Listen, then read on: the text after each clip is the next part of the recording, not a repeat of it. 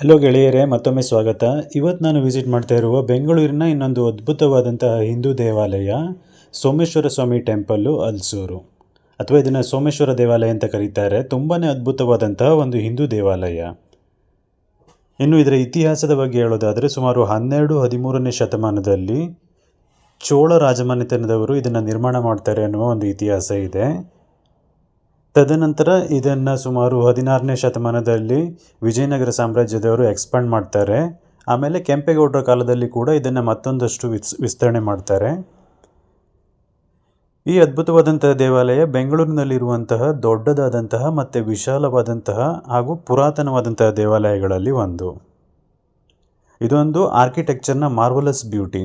ಯಾಕಂದರೆ ಇಲ್ಲಿ ಅದ್ಭುತವಾದಂತಹ ಕೆತ್ತನೆಗಳಿರುವಂತಹ ಸುಮಾರು 48 ಪಿಲ್ಲರ್ಗಳನ್ನು ನೋಡಬಹುದು.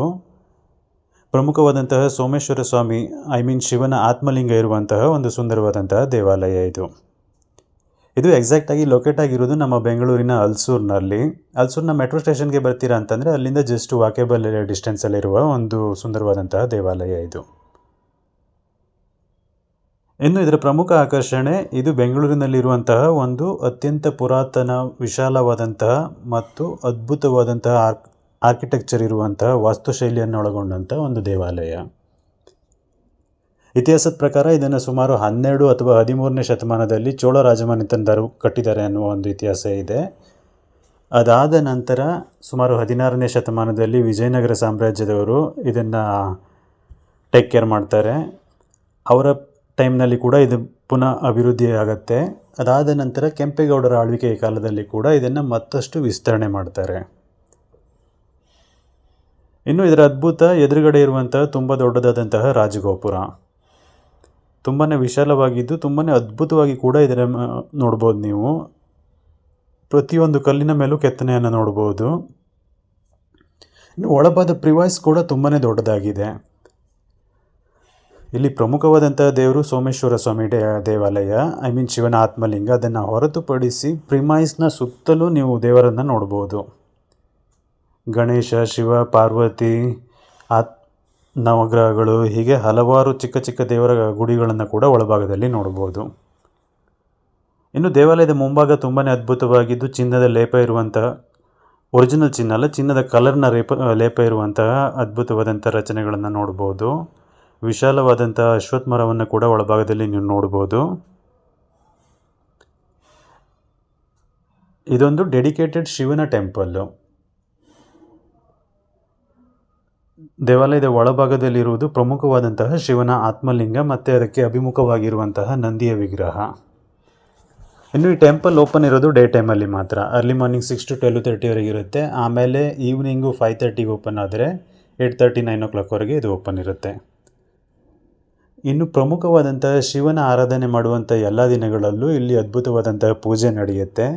ಆಮೇಲೆ ಒಂದು ಸುಂದರವಾದಂಥ ರಥೋತ್ಸವ ಕೂಡ ನಡೆಯುತ್ತೆ. ಈ ಎಲ್ಲ ಟೈಮಲ್ಲಿ ಟೈಮ್ ವೇರಿಯೇಷನ್ ಇರುತ್ತೆ. ಆಲ್ಮೋಸ್ಟು ಕಂಪ್ಲೀಟ್ ಡೇ ಓಪನ್ ಇರುತ್ತೆ.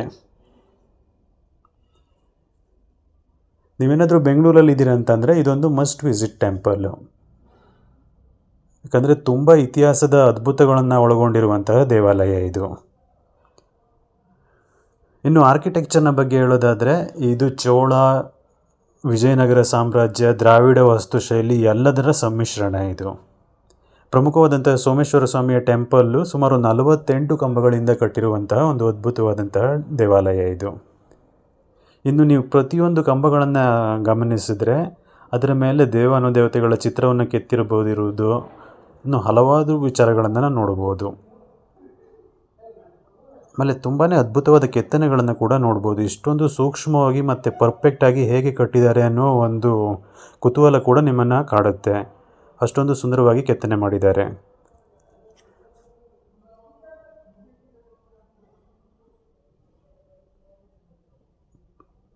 ದೇವಾನುದೇವತೆಗಳ ಕೆತ್ತನೆ ಇರ್ಬೋದು. ಇದು ಕಂಪ್ಲೀಟಾಗಿ ಕಲ್ಲಿನಲ್ಲೇ ಬಿಲ್ಟ್ ಮಾಡಿರೋದು. ಇಲ್ಲಿ ಯಾವುದೇ ರೀತಿಯಾದಂತಹ ಸಿಮೆಂಟು ಅಥವಾ ಗಾರೆನೋ ಹಾಕಿ ಮಾಡಿರುವಂಥದ್ದಲ್ಲ. ಕಂಪ್ಲೀಟಾಗಿ ಕಲ್ಲುಗಳನ್ನು ಇಂಟರ್ಸೆಕ್ಟ್ ಮಾಡಿ ಕಟ್ಟಿರುವಂತಹ ಅದ್ಭುತವಾದಂತಹ ಟೆಂಪಲ್ ಇದು. ಅದಕ್ಕೆ ಸುಮಾರು 12-13ನೇ ಶತಮಾನದಲ್ಲಿ ಕಟ್ಟಿದರೂ ಕೂಡ ಇವತ್ತಿನವರೆಗೂ ಗಾಳಿ, ಬೆಳಕು, ನೀರು ಯಾವುದಕ್ಕೂ ಏನು ಪ್ರಾಬ್ಲಮ್ ಆಗದೇ ನಿಂತ್ಕೊಂಡಿದೆ. ಭೂಕಂಪ ಇವನ್ನೆಲ್ಲವನ್ನು ದಾಟ್ಕೊಂಡು ಬಂದಿದೆ. ಸುಮಾರು 12ನೇ ಶತಮಾನದಿಂದ ಇಲ್ಲಿವರೆಗೂ ಚೆನ್ನಾಗಿಯೇ ಇದೆ ಟೆಂಪಲ್ಲು. ಇನ್ನೂ ಸಾವಿರಾರು ವರ್ಷಗಳು ಬಾಳಿಕೆ ಬರುವುದು, ಅಷ್ಟು ಸುಂದರವಾದಂತಹ ಟೆಂಪಲ್ ಇದು.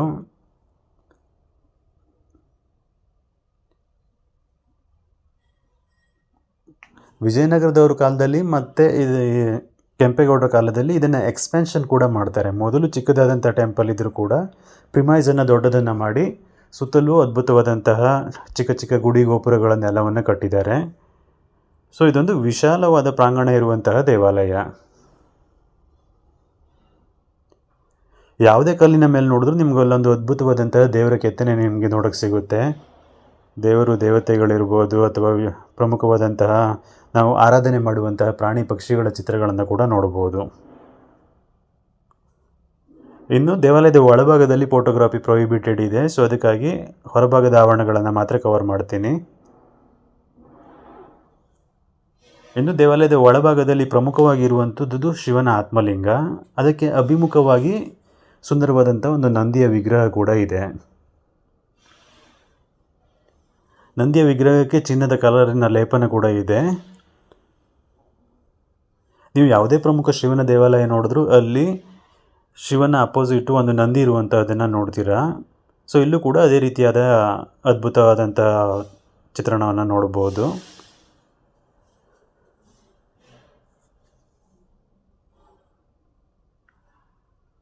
ಇದು ನಮ್ಮ ಗತ ವಾಸ್ತುಶೈಲಿಯನ್ನು ಮತ್ತು ಅದ್ಭುತವಾದಂತಹ ಆರ್ಕಿಟೆಕ್ಚರನ್ನು ರಿಫ್ಲೆಕ್ಟ್ ಮಾಡುವಂಥ ಒಂದು ಅದ್ಭುತವಾದಂತಹ ದೇವಾಲಯ. ಯಾಕಂದರೆ ಎಲ್ಲ ಚಿತ್ರಣವನ್ನು ಕಲ್ಲಿನಲ್ಲಿ ಕೆತ್ತುತ್ತಾ ಇದ್ದರು. ಮರ ಇರ್ಬೋದು ಅಥವಾ ಬೇರೆ ಯಾವುದೇ ರೀತಿಯಾದಂಥ ಆರ್ಟಿಫಿಷಿಯಲ್ ಥಿಂಗ್ಸ್ ಇಲ್ಲದೇ ಬರೀ ಕಲ್ಲಿನಲ್ಲಿ ಕೆತ್ತಿರುವಂತಹ ಅದ್ಭುತವಾದ ವಿಚಾರಗಳಿವು. ಸೊ ಇದಕ್ಕೆ ಶಿಲ್ಪಿಗಳು ಎಷ್ಟು ಟೈಮ್ ತಗೊತಾ ಇದ್ದರು, ಆಮೇಲೆ ಯಾವ ರೀತಿ ಇಂಟರ್ಸೆಕ್ಟ್ ಮಾಡಿ ಇವುಗಳನ್ನು ನಿಲ್ಲಿಸ್ತಾ ಇದ್ರು ಅನ್ನೋದು ಇವತ್ತಿಗೂ ವಿಜ್ಞಾನಕ್ಕೂ ನಿಲ್ಲದೇ ಇರುವಂಥ ಒಂದು ಅದ್ಭುತವಾದಂಥ ವಿಚಾರ ಇದು.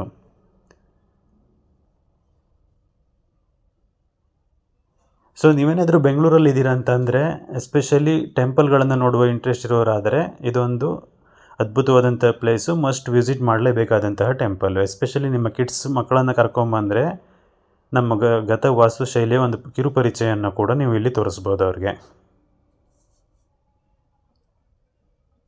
ಭಾರತದಲ್ಲಿ ತುಂಬಾ ಅದ್ಭುತವಾದಂಥ ದೇವಾಲಯಗಳಿದೆ, ಬಟ್ ಅದರಲ್ಲಿಯೂ ಈ ಬೆಂಗಳೂರಿನಲ್ಲಿರುವಂಥ ಅದ್ಭುತವಾದಂಥ ದೇವಾಲಯ ತುಂಬ ಪ್ರಮುಖವಾದಂತಹದ್ದು.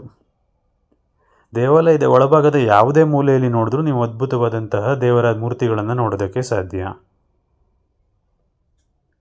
ದೇವರು ದೇವತೆಗಳು ನಮ್ಮ ಪುರಾಣ ಪ್ರಸಿದ್ಧವಾಗಿರುವಂಥ ಏನೇನು ಪ್ರಮುಖವಾದಂಥ ದೇವರಿದೆಯೋ ಆಲ್ಮೋಸ್ಟ್ ಎಲ್ಲ ಚಿತ್ರಣಗಳನ್ನು ಇಲ್ಲಿ ನೋಡ್ಬೋದು.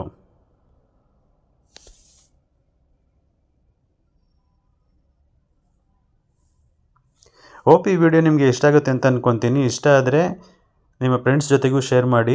ಆಮೇಲೆ ಯಾರು ಈ ಪ್ಲೇಸನ್ನು ವಿಸಿಟ್ ಮಾಡೋಕ್ಕೆ ಇಷ್ಟಪಡ್ತಾರೋ ಅವ್ರಿಗೆ ಇದನ್ನು ಶೇರ್ ಮಾಡಿ. ಇದರಲ್ಲಿ ಹಂಚಿಕೊಂಡಿರುವಂಥ ಮಾಹಿತಿ ಅವ್ರಿಗೂ ಯೂಸ್ಫುಲ್ ಆಗ್ಬೋದು. ಇನ್ನು ದೇವಾಲಯದ ಸುತ್ತುವರಿದಿರುವಂಥ ಪ್ರಿಮೈಸ್ ಕೂಡ ತುಂಬಾ ದೊಡ್ಡದಾಗಿದ್ದು ಎವ್ರಿ ಮೂಮೆಂಟಲ್ಲೂ ನೀವು ಸುಂದರವಾದಂತಹ ಕೆತ್ತನೆಗಳನ್ನು ದೇವರನ್ನು ನೋಡ್ಬೋದು.